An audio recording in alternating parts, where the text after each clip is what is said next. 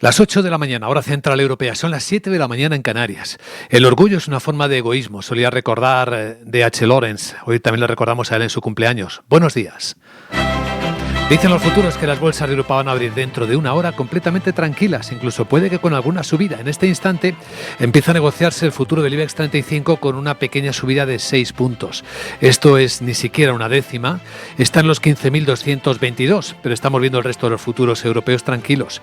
Italia plano, Londres plano, Francia plano.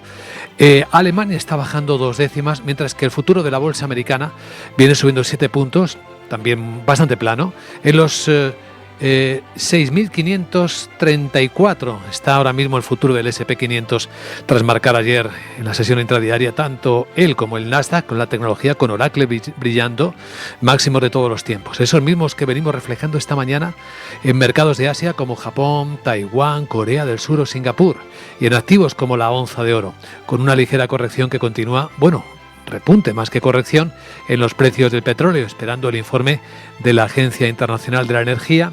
Tenemos el barril Brent en Europa esta mañana en $67.40, casi $1 por encima de cómo comenzó la semana. La onza de oro, el futuro, en $3.661. Y entre las preocupaciones, enseguida las resumimos. Parece que los europeos y Rusia no quieren escalar más lo que ocurrió en la noche de ayer, cuando 19 drones armados rusos violaron el espacio aéreo de Polonia, por lo tanto de la OTAN. Se habla de incidente. Se está esperando reunión del Consejo de Seguridad de Naciones Unidas. Ahora actualizamos. También vamos a recibir enseguida, para abordar un tema que preocupa mucho en España, la saturación de las redes eléctricas, que está limitando el acceso a nuevas industrias, y de los centros de datos. Hablaremos con la presidenta de la Asociación de Empresas de Energía Eléctrica, Marina Serrano, al respecto. Y tras ella entraremos en la gran tertulia de la economía, pues para hablar de todo esto con nuestros invitados de prestigio. Hoy nos van a acompañar desde el Palacio de la Bolsa de Madrid Gonzalo Garnica, Juan José Rubio y José Ignacio Gutiérrez.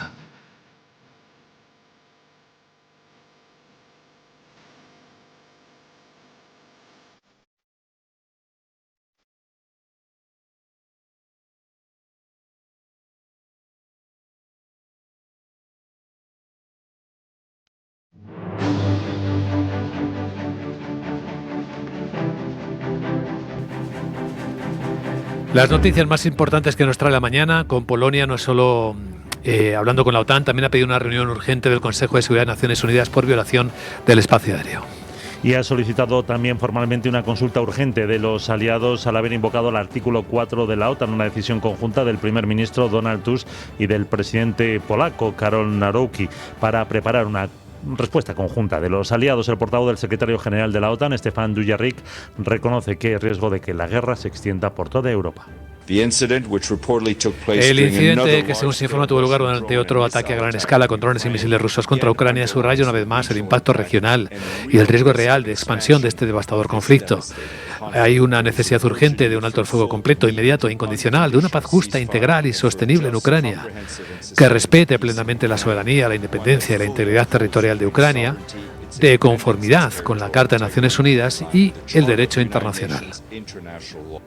El portavoz del Kremlin, Dmitry Peskov, afirma que responsabilizan los países aliados a Rusia sin aportar evidencias. Pues a la espera de esta reunión extraordinaria del Consejo de Seguridad, hay otra. Es que el propio Consejo ha aplazado a hoy la que estaba prevista tras el ataque de Israel sobre territorio catarí de un edificio de Hamas. A petición del propio país árabe para que pueda intervenir su primer ministro Al-Thani personalmente en la sesión. Qatar rechaza los argumentos expuestos por el primer ministro de Israel, por Benjamín Netanyahu, para justificar el ataque, y asegura que los delegados de Hamas no se encontraban de forma clandestina en Doha, sino que asistían a negociaciones solicitadas por Estados Unidos e Israel que se desarrollan bajo la mediación catarí.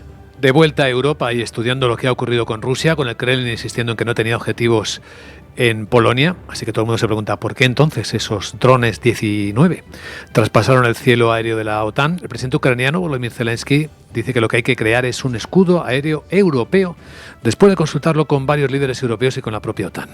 Entre ellos el primer ministro polaco, los jefes de gobierno de Reino Unido, Alemania, Países Bajos e Italia, además del líder de la alianza, Mark Rutte. Zelensky ha reiterado que la propuesta ucraniana de defender el espacio aéreo de manera coordinada, reflexiva y conjunta es necesaria, y dice que los líderes internacionales tienen que pasar de las declaraciones a las acciones. Ucrania le ofrece a Polonia la ayuda necesaria para contrarrestar este ataque. Nadie puede garantizar que no va a haber cientos, sino docenas de drones. Solo las fuerzas europeas conjuntas pueden proporcionar protección. Y estamos dispuestos a ayudar con tecnología, con formación de tripulaciones, con la inteligencia necesaria. Lamentablemente, hasta ahora Rusia no ha recibido una reacción contundente por parte de los líderes mundiales. El Reino Unido ha anunciado un acuerdo con Ucrania para compartir diseños y desarrollar conjuntamente equipo militar avanzado, incluyendo drones interceptores de defensa aérea. Por lo demás, en el lado de España, después del primer fracaso parlamentario del Gobierno en la nueva temporada, cuando se rechazó por el Congreso de los Diputados el proyecto para reducir la jornada laboral, el Ministerio de Trabajo quiere empezar hoy mismo el proceso para aprobar la reforma del registro horario. Una modificación que estaba incluida en ese proyecto de ley de reducción de la jornada laboral, y lo hace con la apertura hoy mismo de una consulta pública. La intención del Ministerio es hacer la reforma por la vía reglamentaria a través de un Real Decreto que no requiere la convalidación del Congreso ni tramitación parlamentaria alguna. Pero algunas fuentes apuntan hoy que la ley impida a Yolanda Díaz realizar modificaciones como, por ejemplo, el incremento de las multas. Así que solo podrá hacer cambios técnicos como la digitalización sin tener que pasar por la aprobación de las Cortes. Y enseguida nos ocupamos de la saturación de las redes eléctricas en España, que están limitando el acceso de nueva industria, las nuevas conexiones y hasta probablemente la instalación de centros de datos. Hoy que precisamente va a volver a ser noticia el apagón, porque hoy va a la comisión que investiga en el Senado el tema la presidenta de Red Eléctrica. El consejero delegado de Iberdrola España, Mario Ruiz Tagle, dice que es un 92% de su red la que está saturada. Después de que las distribuidoras publicaran los mapas de capacidad de red a instancias de la CNMC y mostraban que el 83,4% de los nudos de red de distribución estaban saturados, según los datos de ELEC y Naturgy. La patronal señala que de cada 100 megavatios que se les pide, solo puede dar 10. Además, el CEO de Endesa, José Bogas, ha criticado la propuesta de la CNMC respecto a la retribución para las redes de cara al próximo ejercicio. Dice que no refleja ni el riesgo de la actividad ni la ambición que exige esta inversión. Pues antes de recibir a nuestra invitada, a la presidenta de AELEC, de la Asociación de Empresas de Energía Eléctrica en España, un vistazo a la agenda con Sara Bot. Hola, Sara. Buenos días. Fue viernes y hay dos grandes referencias. La reunión de política monetaria del BCE y en Estados Unidos el IPC de agosto. Además se publicarán las peticiones semanales de subsidio por desempleo y subasta de deuda en Italia.